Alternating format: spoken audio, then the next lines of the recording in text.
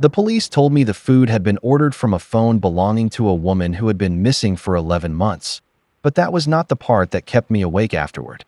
What still bothers me is that the man inside the house already knew my name before I reached the door. My name is Lucas, and at the time I worked evenings for a food delivery app because my daytime job barely covered the rent. Most nights were repetitive, with the same apartment blocks, the same restaurant queues, and the same customers watching my location before I even left the car park. The order appeared just after 11 on a wet Thursday night. It was from a small takeaway near the edge of town, and the delivery address was a detached house on Hollow Road, almost 7 miles beyond the last streetlight. The customer had added one instruction beneath the address: leave the food at the back door. Do not knock at the front.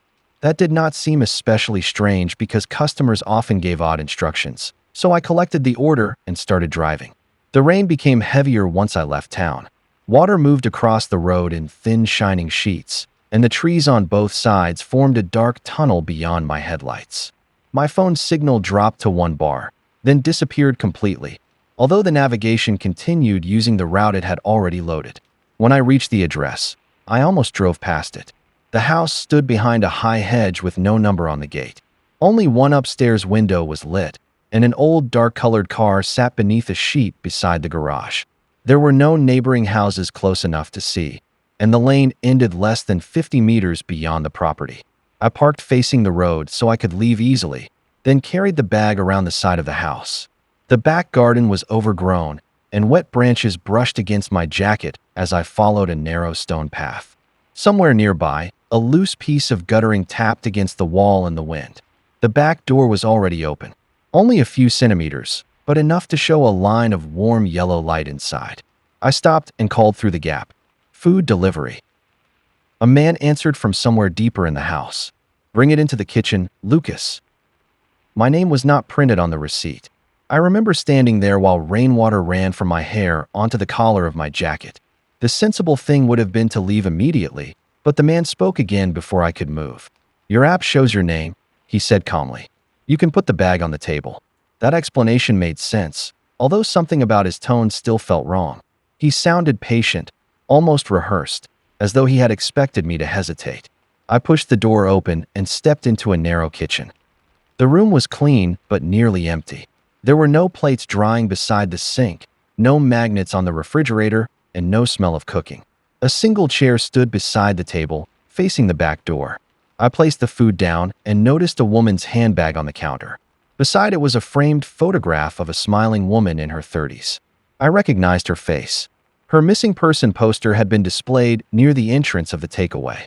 Before I could look closer, the man entered the kitchen. He appeared to be in his late 50s and wore an ordinary gray jumper with dark trousers. He did not look threatening. In fact, he looked so calm that I immediately felt foolish for being nervous. You forgot the drink, he said.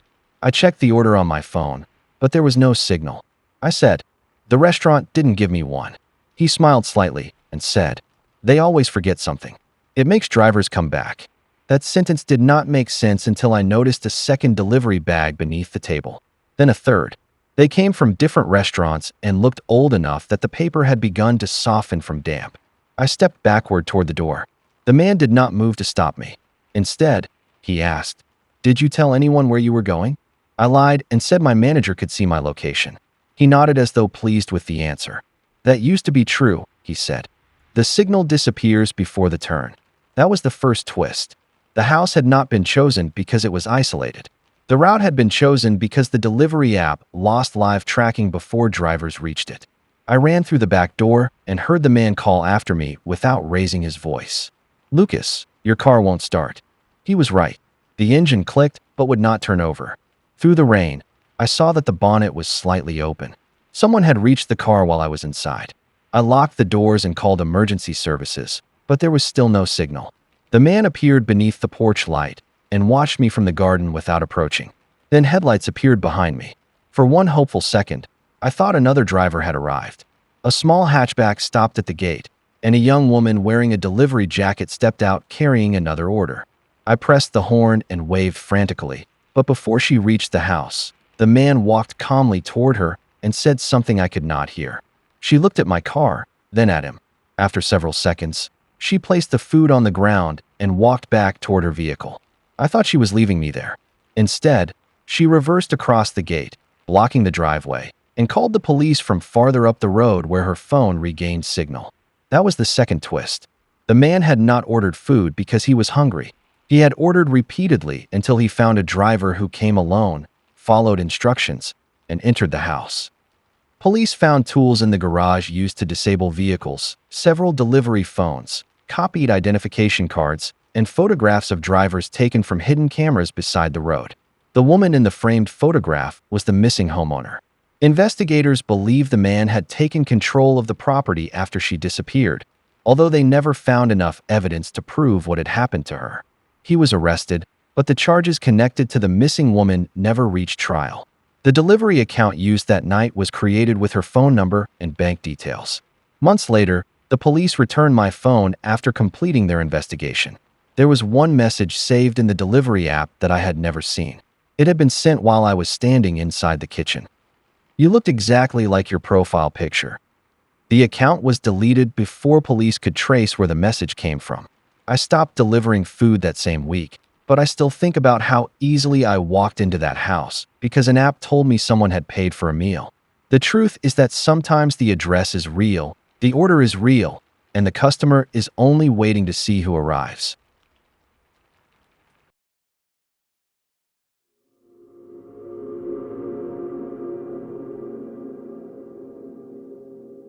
The police found my son 3 hours after he disappeared, sitting calmly inside a stranger's kitchen, but when I asked him why he had gone there, he looked at me and said, "Because the man knew what you call me when nobody else is listening." My name is Aaron, and this happened last winter when my son, Noah, was 7 years old. We lived in a quiet estate where most people knew one another by sight. Children walked home from school in small groups, and nothing serious ever seemed to happen beyond stolen bicycles or cars being scratched during the night. Noah's school was less than 10 minutes from our house, and every afternoon I met him outside the front gate. On the day he disappeared, heavy rain had started just before 3, so the playground was almost empty when I arrived. Parents stood beneath umbrellas while teachers hurried children toward waiting cars, and the sound of rain against the metal fence made it difficult to hear anything clearly. At 3:12, I realized Noah had not come out. His teacher checked the classroom, toilets, library, and sports hall, but he was nowhere inside. Another pupil said Noah had walked through the side gate with a man wearing a dark waterproof coat. The man had told him, "Your dad sent me because his car broke down." That sentence was believable enough to make my son follow him, because my car had actually been at a garage that week. Only 3 people knew that. The police arrived quickly, and within 20 minutes every nearby road was being searched. Officers checked doorbell cameras while teachers called parents and questioned children who had been near the side gate. One camera showed Noah walking beside the man without struggling. The man carried Noah's school bag and kept one hand gently on his shoulder, making them look like a father and son heading home together. He never looked toward the camera. At 4:05, my phone rang from a hidden number. A calm male voice said, "Noah is safe." I asked where he was, but the man ignored the question. "He is frightened because everyone is searching for him," he continued. "Tell the police to leave the estate, and I will bring him back." I could hear a television playing quietly in the background, followed by a spoon touching the side of a ceramic cup. Then I heard Noah breathing. He was close to the phone, but not speaking. I told him I loved him, and the man ended the call. The police traced nothing because the call had been routed through an internet service and lasted less than a minute. That was the first moment I understood this had not been an impulsive abduction. The man had studied us, prepared the excuse, and chosen a place close enough to watch the search while remaining invisible. At 5:18, an officer reviewing school footage noticed something unusual. The man had not arrived from the street. He had walked out of the staff car park using a key card. Police questioned every employee, contractor, and former member of staff with access to the site. One name stood out. A school photographer named Marcus Vale had visited 3 months earlier to take pupil photographs. He had passed background checks, spoken politely with teachers, and spent 2 days learning children's names while arranging them for portraits. He had also asked Noah whether his father collected him every day. That was the first twist. The stranger had not discovered Noah by watching our house. We had paid him to photograph our son and handed him everything he needed to choose him. Police found Marcus's address less than 2 miles from the school. The house appeared empty from outside, but one upstairs curtain moved when officers approached. They entered through the back door and found Noah sitting at a kitchen table with a sandwich and a glass of milk. He was unharmed, although Marcus was gone. The back garden connected to a narrow footpath leading through several estates, and officers believed he had left only minutes before they arrived. Inside the house, police found school photographs, class lists, parents' contact details, and handwritten notes about children's routines. Noah's file included my work schedule, the registration number of my car, the name of his football coach, and private photographs taken through our kitchen window. One page contained phrases that only my family used. The nickname Noah mentioned to me had never appeared online. Police eventually discovered how Marcus knew it. Months earlier, he had hidden a small audio recorder beneath the bench beside the school playground. Parents regularly sat there while waiting for their children, making phone calls and having private conversations without noticing the device taped beneath the wood. That was the second twist. He had not only watched families. He had listened until he could speak like someone they trusted. Marcus was arrested 5 weeks later after applying for work at another school under a different name. He was convicted of abduction, unlawful surveillance, identity offenses, and possession of material relating to several other children. Investigators could not prove that Noah was his first victim. During the trial, the prosecution showed us a folder found inside his car. It contained photographs of 6 children from different schools. 5 had dates written beside their names. Noah's page had one sentence instead. Father notices details. Change plan. I used to believe children were safest around familiar places and people who seemed professional, patient, and polite. Now I understand that those are exactly the things an intelligent predator may learn to imitate. Noah is older now, and we have taught him never to leave with anyone unless they know a family password. What I have never told him is that police found our password written in Marcus's notebook before we had even chosen it.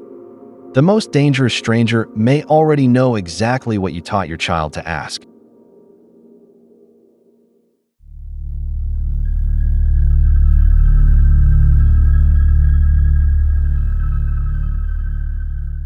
The detective told me something I still can't explain. According to the security logs, I finished my final patrol 43 minutes before I even arrived for work. My name is Ethan, and until last year, I worked permanent nights as a security guard at a distribution warehouse outside the city. It wasn't an exciting job, but it paid well enough that I stayed there for almost 5 years. Every night followed the same routine. I collected my keys at 10 p.m., checked the CCTV room, walked the warehouses, scanned 28 electronic checkpoints, completed a report, and locked the gates before sunrise. That routine was exactly what someone had been studying. The first sign was so small that I almost ignored it. One Tuesday night, I reached checkpoint 11 and scanned it with my handheld reader, but the screen displayed a message saying it had already been scanned 8 minutes earlier using my employee ID. I assumed the device had malfunctioned and mentioned it to my supervisor, who blamed a software update. 2 nights later, it happened again. This time, 3 checkpoints showed my electronic signature before I had reached them. The timestamps were impossible because the locations were too far apart to walk between in the recorded time. My supervisor frowned at the report, but said the IT department would investigate. They never did. Instead, they replaced my scanner. For a week, everything appeared normal until I noticed something far stranger. Every morning, my written shift report contained details I hadn't recorded. One report mentioned that a side gate had been left open for 12 minutes. Another said a delivery driver had entered the yard by mistake at 2:43 a.m. Both incidents had actually happened, but I hadn't witnessed either of them. Someone else had. The company assumed I had simply forgotten writing those notes. I knew I hadn't. I stopped following my usual patrol route and began changing the order every night without telling anyone. If I normally started in Warehouse A, I would begin in Warehouse C. If I usually checked the loading bays at midnight, I would wait until 1 in the morning. The strange reports stopped immediately. That should have reassured me. Instead, it terrified me. It meant whoever had been creating them depended on predicting exactly where I would be. The following Friday, I made one final change. Instead of walking my patrol, I hid inside an unused maintenance room overlooking the main warehouse corridor. I switched off my torch, silenced my radio, and waited. For nearly an hour, nothing happened except the distant hum of refrigeration units and rain striking the metal roof. Then, at exactly 1:57 a.m., footsteps echoed through the corridor. A man wearing the same company security uniform walked into view. He carried the same scanner I used, the same radio, even the same style of boots. He stopped at checkpoint 14, scanned it calmly, wrote something on a clipboard, and continued walking without the slightest sign of urgency. I watched him for nearly 20 seconds before stepping into the corridor. "Who are you?" I asked. He stopped walking but didn't turn around. Instead, he said quietly, "You changed the route." His voice was calm, almost disappointed. I demanded that he face me. He ignored the order. Then he added, "Most guards never do." By the time I reached the corner, he had vanished. The warehouse had only one exit. Every door was still locked from the inside. Police searched the building until dawn. They found nobody. What they did find was a narrow maintenance passage hidden behind a removable wall panel in an old electrical room. The passage connected several parts of the warehouse without appearing on modern building plans. Inside were folding chairs, bottled water, replacement security uniforms, copied keys, and a notebook. Most of the notebook contained ordinary observations. Guard smokes behind Bay 4 at 0:30. Supervisor leaves office unlocked every Wednesday. Cleaner always wears headphones. Then they reached my section. There were 63 pages. Every one described my routine in extraordinary detail. What time I drank coffee, which pocket held my keys, how often I checked my watch, when I called my mother after work. One sentence made me physically sick. If he ever changes his patrol, abort replacement. The investigation uncovered the first twist a week later. The warehouse had experienced 3 unexplained thefts over the previous 6 years. Nothing valuable had been taken. Instead, the missing items were personnel records, access cards, uniforms, and maintenance schedules. Someone had been preparing for years. The second twist was worse. Police recovered archived CCTV from 18 months earlier. The footage showed me beginning a night shift exactly as I remembered. Then another camera, taken 6 minutes later, showed someone wearing my uniform walking through Warehouse B while I was clearly visible elsewhere on the site.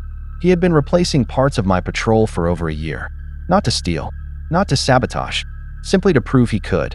The man was eventually identified through DNA recovered from a discarded coffee cup inside the hidden passage. He had worked for the building contractor that renovated the warehouse 15 years earlier. He knew every concealed access route inside the complex.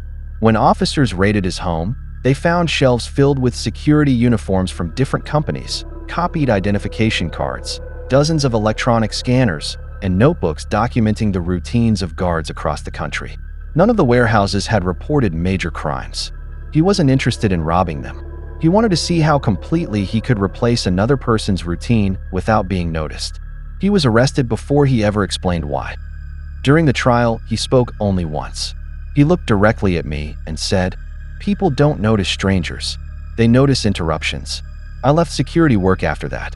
6 months later, I started a maintenance job at a hospital in another city, hoping to forget everything. On my first night, my supervisor handed me an electronic access card. My photograph was correct. My name was correct. But beneath my employee number was a handwritten note in black ink. "You still check over your left shoulder before opening a door." The handwriting matched the notebook police had taken from the warehouse. The man who wrote it was still in prison. So before you assume you're alone on your next night shift, ask yourself one question. How would you know if someone had quietly learned to live your routine better than you do?